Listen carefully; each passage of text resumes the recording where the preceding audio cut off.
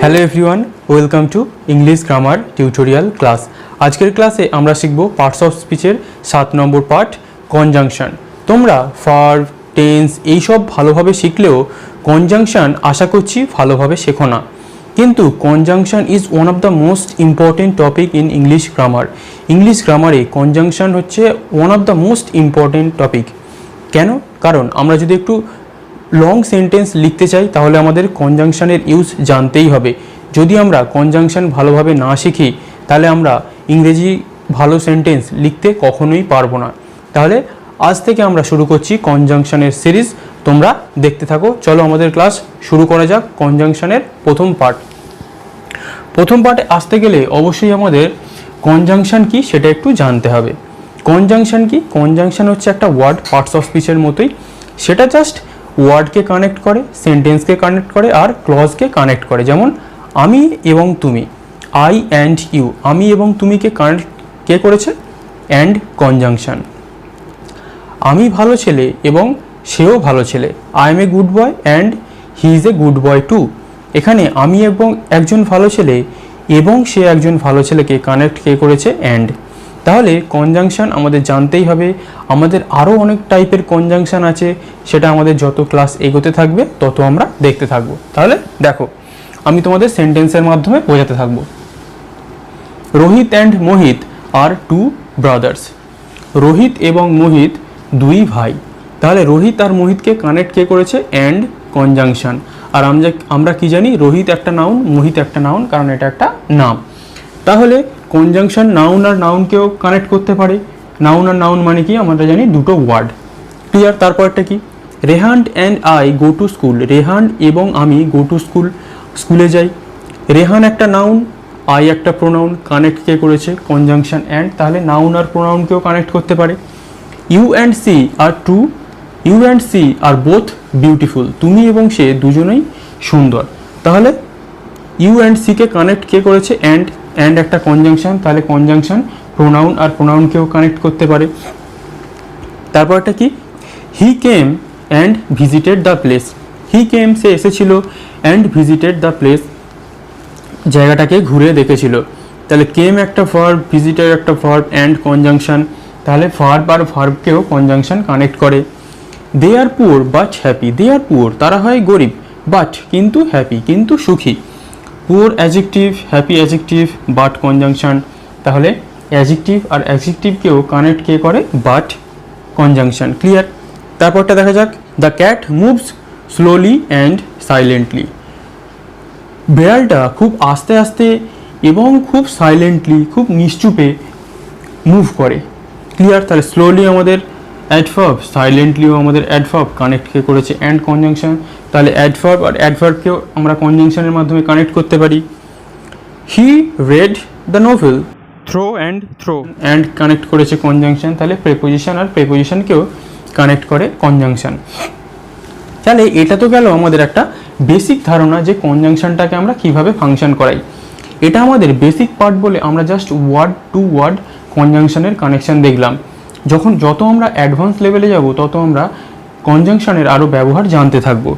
এই কনজাংশন জানার পর আমাদের কনজাংশনের সবথেকে একটা গুরুত্বপূর্ণ পার্ট রয়েছে, সেটা হচ্ছে কি? কো-রিলেটিভ কনজাংশন। কো-রিলেটিভ কনজাংশন কি সেটা আগে আমরা একটা সেন্টেন্স দেখব, তারপরে এর অর্থ বুঝব। They will either take it or leave it. তোমরা এটাকে আইদারও উচ্চারণ করতে পারো, ইদারও উচ্চারণ করতে পারো, দুটোই সঠিক। They will either take it or leave it. হয় তারা এটা নেবে, টেক ইট, না হলে তারা এটা ছেড়ে দেবে। তাহলে আইদার আর অর। কোরিলেটিভ কনজাংশনের ফাংশন দেখো। কোরিলেটিভ কনজাংশন মানে হচ্ছে দুটো পেয়ার। পেয়ার কি? দুটো ওয়ার্ড তারা সবসময় একসাথেই বসবে। যেমন আমরা যখন জুতো পরি, দুটো জুতো একসাথে আমাদের পরতেই হয়, ঠিক তেমনই আইদারটাকে নিলে অর আমাদের নিতেই হবে। এটা কিন্তু কনজাংশন যখন আমরা সেন্টেন্স বা ওয়ার্ড জুড়ব। এর আগে আমরা প্রোনাউনের চ্যাপ্টারেও আইদারের কনসেপ্ট দেখেছি, সেটা প্রোনাউন। কিন্তু আইদার অর এটা হচ্ছে একটা কনজাংশন যখন আমরা আইদার আর অরকে দুটোকেই সেন্টেন্সকে একসাথে বসাবো। ক্লিয়ার? তাহলে আইদার আর অরকে আমাদের একসাথে বসানো হচ্ছে। তাহলে আইদার আর অরকে আমাদের একসাথে বসাতে হচ্ছে। তাহলে কোরিলেটিভ কনজাংশন মানে কি, দুটো ওয়ার্ড সেটাকে আমাদের একসাথে নিতে হবে কনজাংশন করতে গেলে। তারপরটা দেখা যাক, হি ইজ নাইদার পুয়ার নর রিচ, সে গরিবও নয় বড়লোকও নয়। তাহলে নাইদার নট, নাইদার নিলে আমাদের নর নিতে হবে। যদি আমরা বলি he is neither poor or rich, এখানে যদি আমরা অরটাকে বসাই আমাদের সেন্টেন্স ভুল, কারণ আমরা কি জানি আইদার অর নাইদার নর এগুলো হচ্ছে কোরিলেটিভ কনজাংশন, সবসময় দুটো একসাথেই বসবে সেন্টেন্সের কনজাংশন হিসাবে। তারপরটা দেখা যাক, both Rehan and Rohit are coming, Rehan এবং রোহিত দুজনেই আসছে। তাহলে বোথ যখন আমরা দিয়ে সেন্টেন্স শুরু করব সেটাকে কনজাংশন করব, আমাদের বোথের সাথে অ্যান্ড নিতেই হবে। ভার্ব কিন্তু আমাদের কি নিতে হবে, plural. Clear?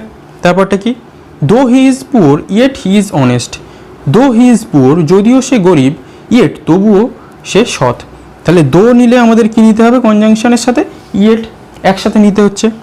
I will do whether he does or not, আমি এটা করবই whether he does or not, সে সেটা করুক বা নাই করুক। তাহলে হোয়েদারের সাথে আমাদের কি নিতে হচ্ছে, অর। ক্লিয়ার? সে সেটা করুক বা না করুক আমাদের আমি এটা করবই, তাহলে হোয়েদার অর একসাথে বসতে হবে। পরেরগুলো দেখা যাক, work hard lest you should fail, কঠোর পরিশ্রম করো তাছাড়া কি তুমি ব্যর্থ হয়ে যেতে পারো। তাহলে লিস্টের সাথে আমাদের কি নিতে হবে, শুড।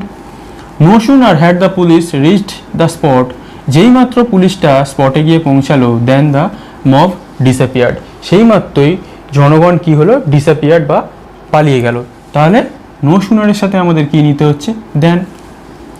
নো সুনার যদি আমরা এখানে ডিড লিখতাম, no sooner did the police, তখন কিন্তু আমরা রিচের সাথে শুধু প্রেজেন্টই ফর্মে রাখতাম রিচ, ওটাকে আমরা রিচড করতাম না। ক্লিয়ার? এটা তোমাদের মনে হতে পারে পাস্টে লেখা না প্রেজেন্টে লেখা। যখন আমরা হ্যাড বসাবো তখন আমাদের এখানে যে ভার্বটা বসবে সেটা হচ্ছে পাস্ট পার্টিসিপেলে বসাতে হবে, not past form. Clear? Past পার্টিসিপেলে বসাতে হবে। তারপর এটা কি, যদি আমরা ডিড নিই তাহলে শুধু প্রেজেন্ট ফর্ম হ্যাডের বদলে। Hardly had I reached the station then the train arrived, দুটোর মিনিং কিন্তু একই, যেই মাত্রই আমি স্টেশনে পৌঁছালাম সেই মাত্রই ট্রেনটা এসে উপস্থিত হলো। কিন্তু আমরা নো সুনারের সাথে দেন নিয়েছিলাম, কিন্তু হার্ডলির সাথে এখানে তোমাদের মনে হতে পারে আমি দেন লিখেছি, কিন্তু এখানে আমরা দেন নেব না। কেন নেব না? কারণ এখানে আমরা কি নেব, হার্ডলি হোয়েন। এই কনসেপ্ট অবশ্যই তোমরা মাথায় রাখবে।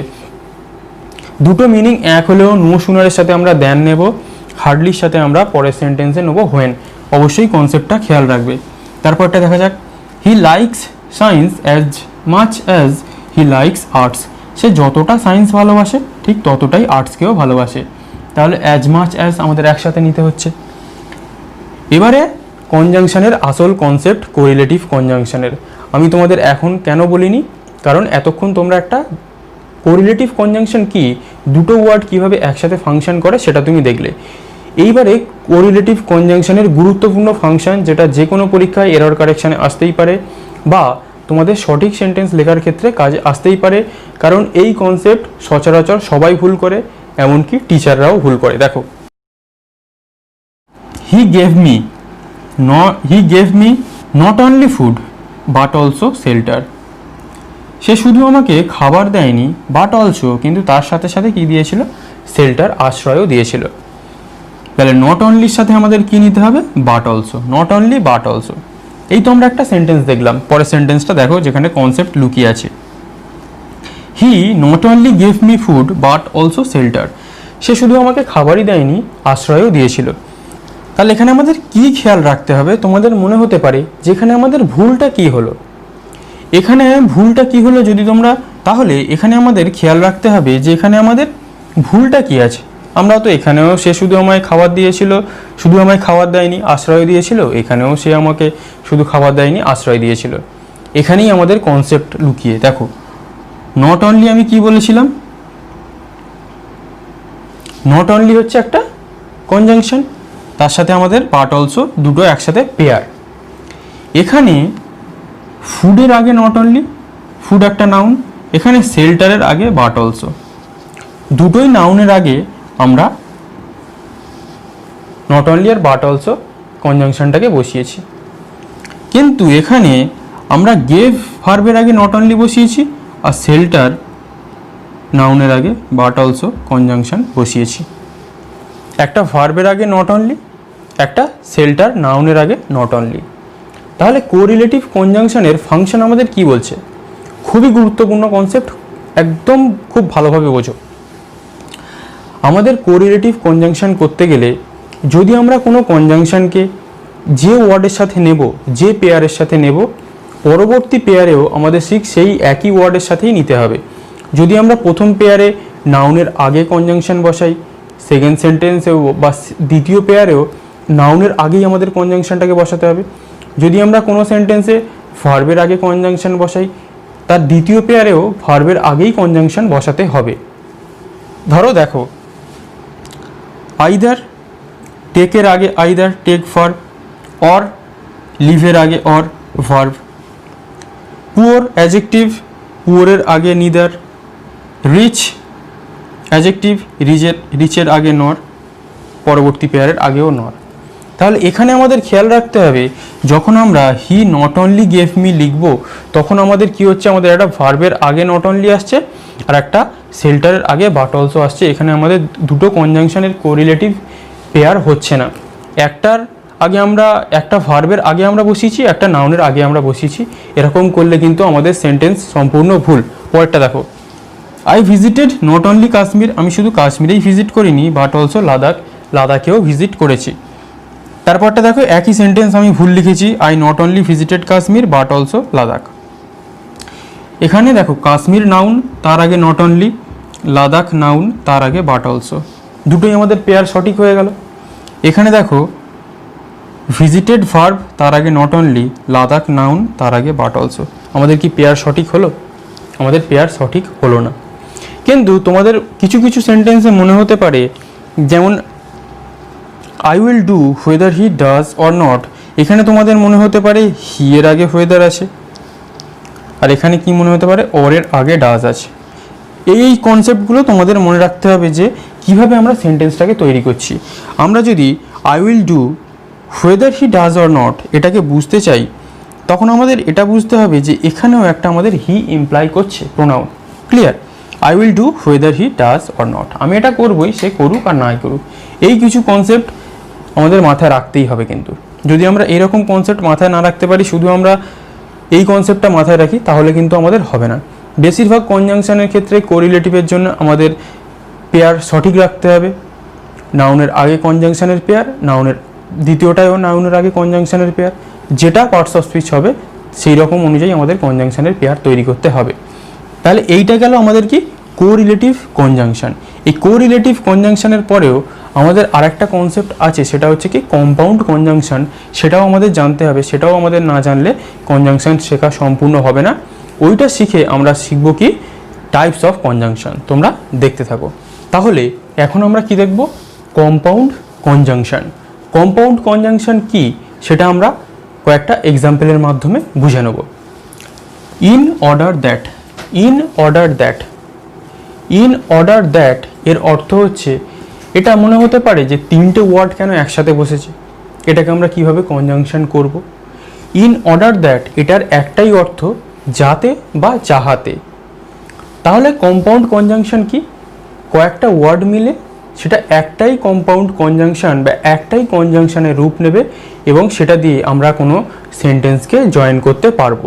দেখো, ইন অর্ডার দ্যাট এর বাংলা অর্থ তাহলে কি, যাতে বা যাহাতে। তাহলে আমাদের সেন্টেন্সটা কি, the result was published on internet, result কি ইন্টারনেটে প্রকাশ করে দেওয়া হয়েছিল। In order that, in order that যাতে বা যাহাতে অল মাইট সি ইট, যাতে সবাই এটা দেখতে পারে। তাহলে কম্পাউন্ড কনজাংশন আমাদের দুটো সেন্টেন্সকে জুড়লো। ইন অর্ডার দ্যাট, তিনটে ওয়ার্ড আছে এখানে, কিন্তু তিনটে ওয়ার্ডকে আমরা একটাই ধরবো কনজাংশন, যার মানে যাতে বা যাহাতে। এটা হচ্ছে একটা কম্পাউন্ড কনজাংশন। ক্লিয়ার? পরেরটা দেখা যাক। ইভেন ইফ, ইভেন ইফ দুটো ওয়ার্ড আছে, ইভেন ইফ এটার মানে হচ্ছে তার সত্ত্বেও। তাহলে সেন্টেন্স দেখা যাক, he is a good man, সে একটা ভালো মানুষ। ইভেন ইফ তার সত্ত্বেও, হি হ্যাজ মেনি এনিমিজ, তার অনেক শত্রু আছে। তাহলে দুটোকে জয়েন করলো কে, ইভেন ইফ কনজাংশন। তাই দুটো ওয়ার্ড, ইভেন একটা ওয়ার্ড, ইফ একটা ওয়ার্ড।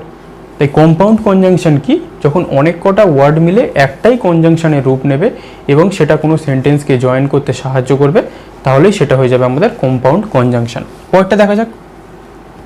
সো দ্যাট, দুটো ওয়ার্ড আছে, এর একটাই অর্থ কনজাংশনের ক্ষেত্রে দাঁড়াবে কি, যাতে। দেখো, he is studying all the time, সে সবসময় পড়াশোনা করছে। সো দ্যাট, যাতে, he can get the job, যাতে সে চাকরিটা পেতে পারে। তাহলে সো দ্যাট, যাতে। পরেরটা দেখা যাক। প্রোভাইডেড দ্যাট, প্রোভাইডেড দ্যাট, এই শর্তে যে, প্রোভাইডেড দ্যাট, প্রোভাইডেড দ্যাট, এই শর্তে যে। সেন্টেন্স দেখা যাক। I can lend you money, আমি তোমাকে টাকা ধার দিতে পারি। প্রোভাইডেড দ্যাট, এই শর্তে যে, ইউ উইল রিটার্ন ইট, তুমি এটা ফিরিয়ে দেবে। তাহলে প্রোভাইডেড দ্যাট এই শর্তে আমাদের দুটো সেন্টেন্সকে জয়েন করছে। পরেরটা দেখা যাক। অ্যাজ দো বা ইভেন ইফ, অ্যাজ দো বা ইভেন ইফ এর অর্থ হলো যেন, যেন। কীরকম অর্থে? দুটোরই একই মিনিং। হি বিহেভড, সে ব্যবহার করেছিল, as if he was my father, যেন সে আমার বাবা, সে এমন ব্যবহার করেছিল।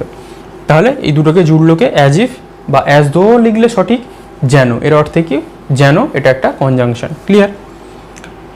As well as, as well as, as well অ্যাজটাও একটা কনজাংশন। দেখা যাক। Rohit as well as Rehan was present in the class, রোহিতও প্রেজেন্ট ছিল, সাথে সাথে কি রেহানও প্রেজেন্ট ছিল। তাহলে অ্যাজ ওয়েল অ্যাজ মানে কি, সেই সঙ্গে, সেই সঙ্গে, যখন আমরা দুটোকে একসাথে জয়েন করছি। তাহলে রোহিত ওয়াজ প্রেজেন্ট ইন দ্য ক্লাস, আবার কি Rehan was present in the class, তার মানে দুজনেই কিন্তু ক্লাসে উপস্থিত ছিল। ক্লিয়ার? পরটা দেখা যাক। As soon as, as soon as মানে কি, সেই মাত্র। দেখা যাক সেন্টেন্স। হি কেম হেয়ার, সে এখানে এসেছিল। As soon as he got the news, সে যেই মাত্র খবরটা পেয়েছিল সে সঙ্গে সঙ্গে এখানে এসে গেছিলো। তাহলে অ্যাজ সুন অ্যাজ কি, যেই মাত্র, কনজাংশন হিসাবে আমাদের ফাংশন করছে।